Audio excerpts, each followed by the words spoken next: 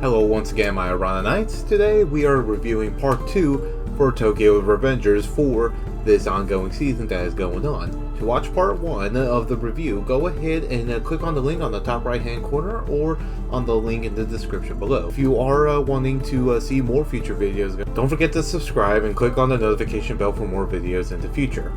Contents of this review may provide some minor to major spoilers for those interested in watching the show on the respective platform of their region.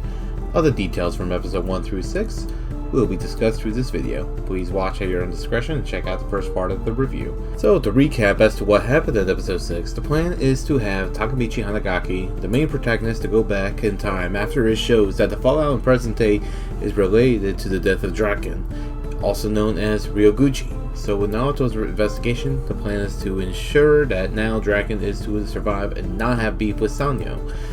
With this next 6 episodes from episode 7 through 12, the pacing of the story has been maintained just as well as it did the first 6 episodes.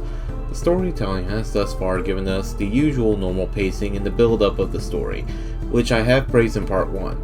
Just as it's come off as, the story is definitely more close to the crime gang drama storytelling. With the episodes being talked about here in part 2, I do see that a lot more action was added, especially from towards the end of episode 7 and a couple of episodes in afterwards.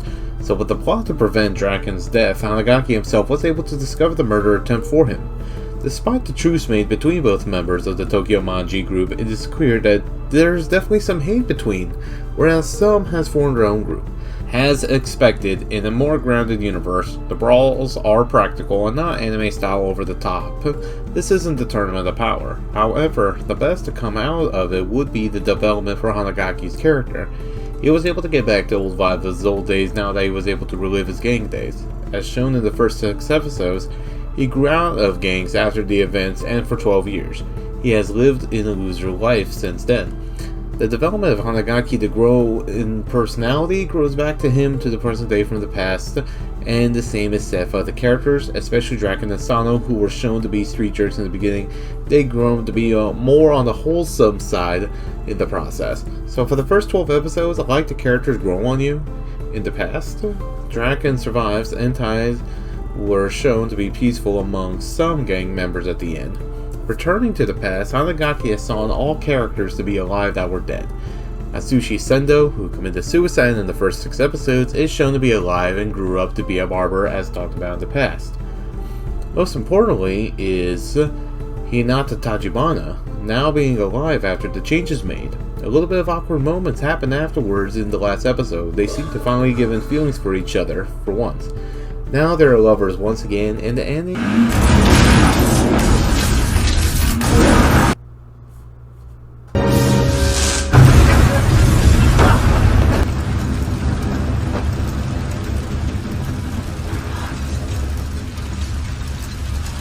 How did he survive that explosion? I forgot to mention that Hinata died again, and same said with Sendo, who did the crash. Hanagaki has vowed that to the end of his life he will make sure Tachibana will be alive together if it means to keep going back to the past.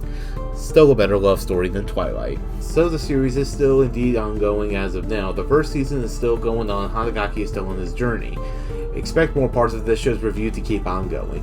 Thank you for joining once again. Don't forget to subscribe and click the notification bell to go ahead and check future videos going on along with other reviews. And this can go for more genres such as gaming and same with movies as well. Until next time on Arana Nights, go ahead and be prepared for the next episode.